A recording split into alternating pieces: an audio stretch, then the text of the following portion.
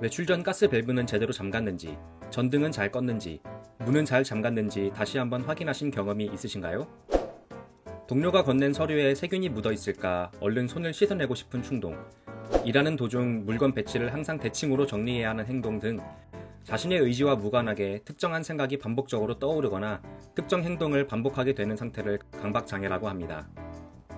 가장 흔한 강박적 사고들은 오염에 대한 반복적인 생각, 반복적인 의심, 물건이 대칭이 되도록 정리하고 싶은 욕구, 공격적이거나 성적인 충동 등이 있습니다.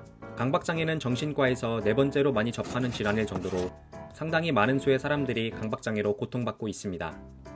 여러 연구 결과들에 따르면 강박장애의 원인으로는 뇌 기능 이상이라는 생물학적 요인이 가장 큰 것으로 알려져 있습니다. 사람의 뇌에는 평소 건강과 청결을 유지하는 데 필요한 부위가 적어도 3곳 이상 존재하는데 이들의 피드백 방향이 한 방향으로 경직되어 강박 증세가 나타나게 됩니다.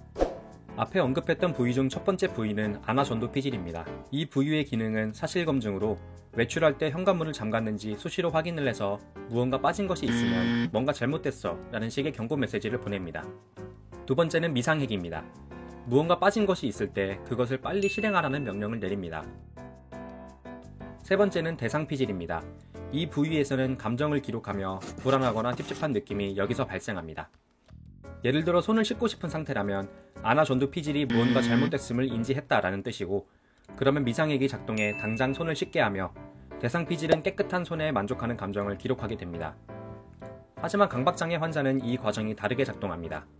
더럽다고 느껴서 깨끗이 씻었음에도 불구하고 여전히 손이 더럽다고 느끼며 미상핵의 명령을 따라 손을 다시 씻어도 아나전도피질은 여전히 잘못되었다는 신호를 보냅니다.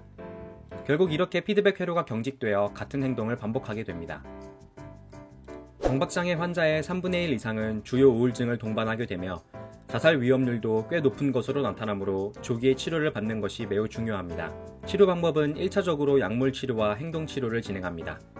약물 치료는 항우울제인 플루세틴, 에스시탈로프람, 세르트랄린, 클로미프라민 등을 사용합니다. 약물 치료의 효과를 얻기 위해서는 상당 기간 동안 고용량의 약물을 투여해야 하는 경우가 많습니다.